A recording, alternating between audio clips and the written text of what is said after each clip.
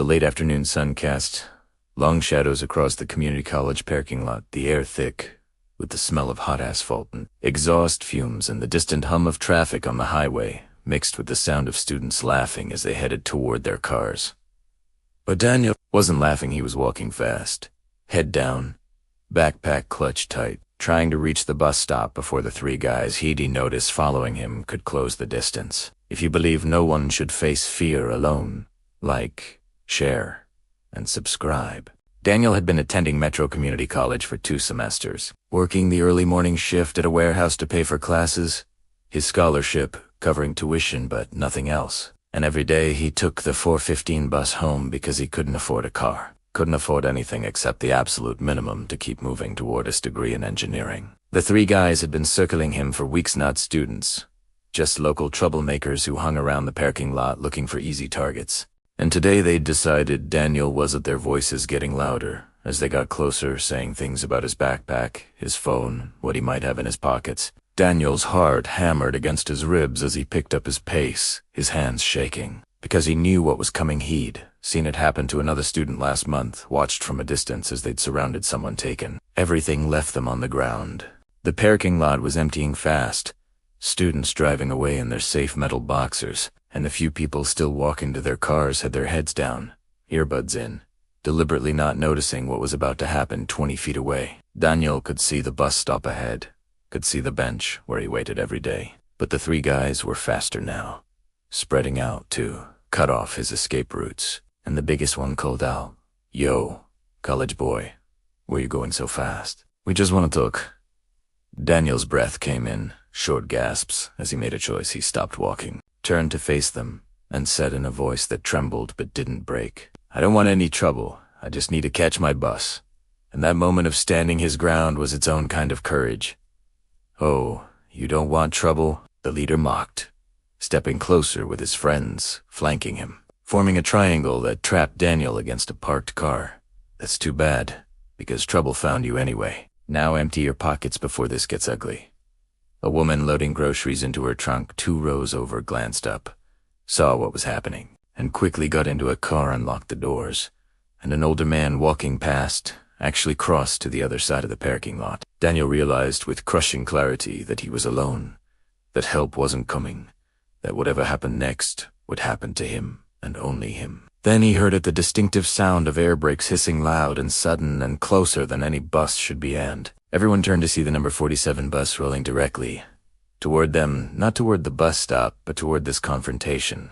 Behind the wheel was Ms. Patricia Lewis, 15-year veteran driver who'd been watching through her mirrors as she approached and understood exactly what she was seeing. The bus didn't stop at the designated spot. It stopped right there in the parking lot, blocking the only exit route. The three guys had its massive bulk, creating an unmovable barrier, and the doors opened. With a mechanical whoosh that sounded like justice arriving on hydraulics, Ms. Lewis stood up from her driver's seat, all 5'3" of her, and a voice came through the bus's external speaker system loud enough for half the parking lot to hear. "Daniel, get on the bus right now.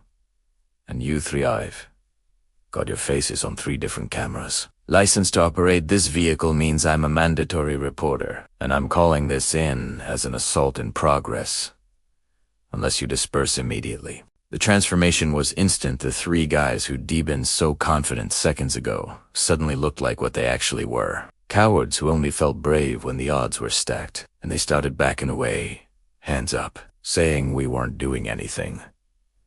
"Campus security is 2 minutes out, police are 4 minutes, and every second you stay here is another charge added to what you're facing. Now move before I decide to block you in until they arrive." Ms. Lewis's tone left no room for argument. The 3 guys scattered like roaches when the lights come on, running toward the parking lot exit, and several students who'd been pretending not to notice suddenly had their phones out, recording, becoming witnesses now that it was safe. Daniel stood there shaking, tears streaming down his face, unable to move until Ms. Lewis called out again, "Gentler now, baby, come on, let's get you home." Daniel climbed onto the bus on legs that barely worked, and as he collapsed into a seat near the front, Ms. Lewis caught his eye in the rearview mirror and said, "You did good standing your ground. Took courage, but you don't have to face things alone when I'm around."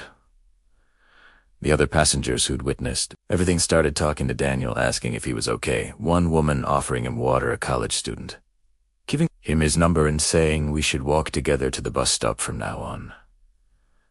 Suddenly, Daniel wasn't alone anymore, wasn't isolated, was part of something that felt like community, like protection, like family. Ms. Lewis drove her route, but made an unscheduled stop right in front of the campus security office, and she got on the radio, gave a full report, described the 3 guys in detail, and 2 security officers came out to take Daniel's statement. Before Daniel got off at his regular stop, Ms. Lewis handed him a card with several phone numbers written on it. This is campus security, direct line. This is police non-emergency. This is my personal cell, and this is the community center where my son teaches self-defense classes free for students.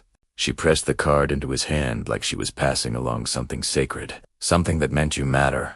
You're worth protecting. You deserve to feel safe. That evening, Daniel's mother called Ms. Lewis to thank her, crying so hard she could barely speak, saying, "You saved my son. You saved my baby." And Ms. Lewis said simply, "That's what we do. We look out for each other." The next day, Daniel arrived at campus to find that someone had shared the bus camera footage on social media, and it had gone viral not as entertainment but as inspiration, as an example of what intervention looks like.